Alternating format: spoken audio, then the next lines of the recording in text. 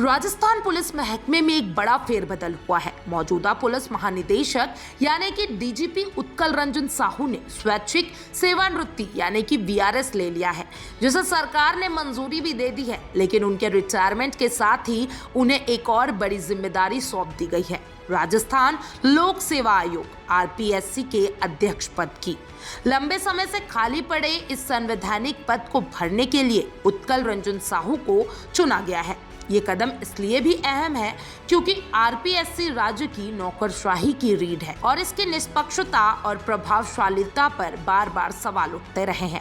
अब उम्मीद की जा रही है कि साहू की प्रशासनिक पकड़ से इस संस्था को नया आयाम मिलेगा। लेकिन अब सबसे बड़ा सवाल है कि राजस्थान का अगला डीजीपी कौन होगा।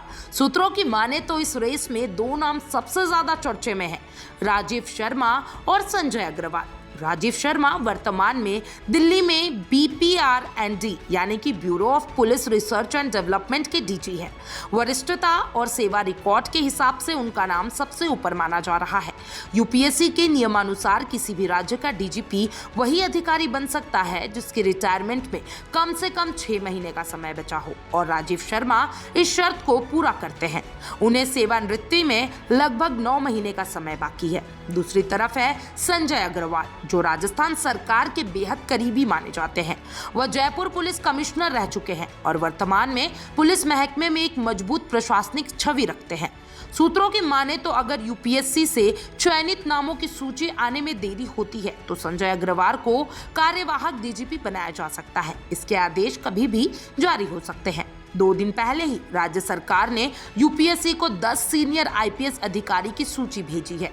इस लिस्ट में राजीव शर्मा, संजय अग्रवाल, राजीव निर्माण, अनिल पांडलीवाल, गोविंद गुप्ता और आनंद श्रीवास्तव जैसे वरिष्ठ अधिकारी के नाम शामिल है।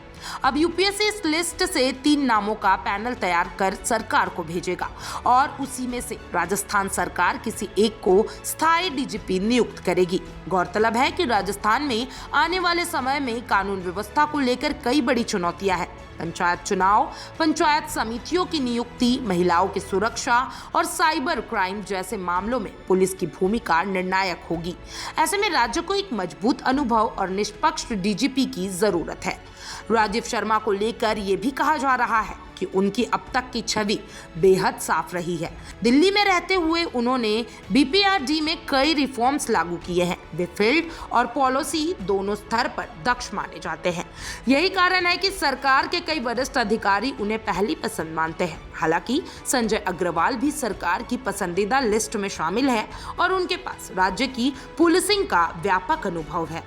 अब सबकी निगाहें यूपीएससी के निर्णय और राज्य सरकार की घोषणा पर टिकी है। क्या सरकार वरिष्ठता को तवज्जो देगा या फिर प्रशासनिक समीकरणों को? ये तो होने ही वाला है। देखिए, कुछ दिनों में इसके बारे में पता चल जाएगा। लेकिन इतना तो तय है कि राजस्थान पुलिस महकमे में नेतृत्व परिवर्तन के इस दौर में हर फैसला बेहद महत्वपूर्ण और दूरगामी प्रभाव डालने वाला होगा। आप क्या सोचते हैं? किसे डीजीपी बनाना चाहिए? कमेंट बॉक्स में जरूर बताइएगा और तमाम ऐसे अपडेट्स के लिए चैनल 4 न्यूज़ राजस्थान के साथ बने रहें।